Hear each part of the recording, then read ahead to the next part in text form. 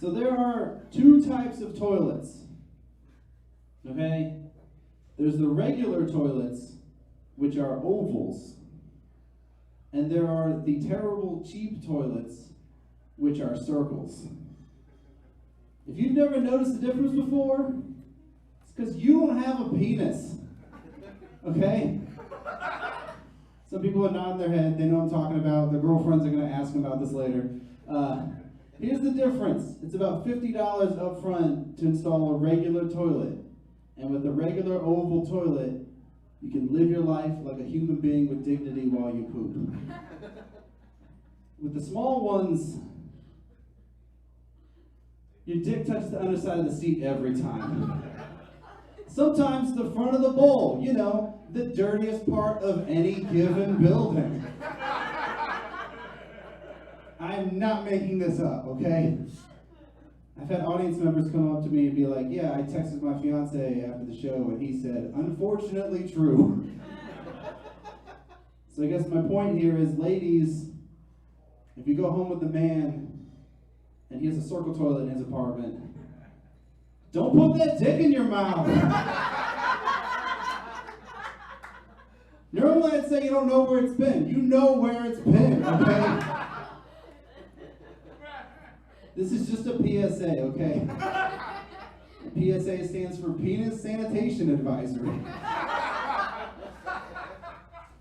Like if you went to a restaurant and they're supposed to have nice steak, but the menu says part of the preparation process it might have touched a toilet, you're not gonna just hope it took a shower since then, okay? Go to a different restaurant. You don't want to get pink eye of the mouth? I don't know what it's called. It's probably just food poisoning. You don't want that. So just be careful out there. I saw this really cool joke on a Laffy Taffy rapper recently, and it was written by an 8-year-old, and it was, why did the bowling pins stop working? And the answer was, because they were on strike.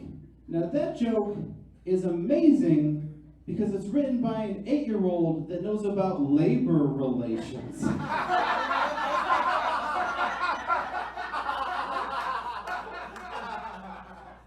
Like, what other jokes did she submit? Is she like, what did the exploitative capitalist get when he fell off his bike? Scabs! I knew you guys were a smart audience. Oh, man. So people say that Batman is the world's greatest detective. That's his thing, that and I guess dressing like a bat. Right? But I don't think he's that good. Because if you think about it, in terms of being a detective, like he can fight, but none of the bad guys from Batman are difficult to detect. What detective work are you doing, right? Like a bank gets robbed by Two-Face. A man in a personally built suit that nobody else owns. What is his main attribute? He has a very memorable face. What, are you going to accidentally arrest the guy that burned the top half of his face? What's Two-Face's other trait? He makes decisions by flipping a coin. There was a villain in Gotham called Regular Looking Guy that tries not to get caught. Batman would show up at the scene and be like, oh crap, I don't know. Did they leave any branded merchandise? That's how I figured out it was the Joker. Like, what's the Riddler's main power? He feels compelled to leave additional evidence at the scene of the crime. This is a whole thing. And yet they're like, oh, Batman, he's a great detective. I think all the other cops in Gotham just suck ass. That's probably what it is. Like, Batman first came out in the 40s, okay? You gotta think about that. Like, Jim Crow was still a thing.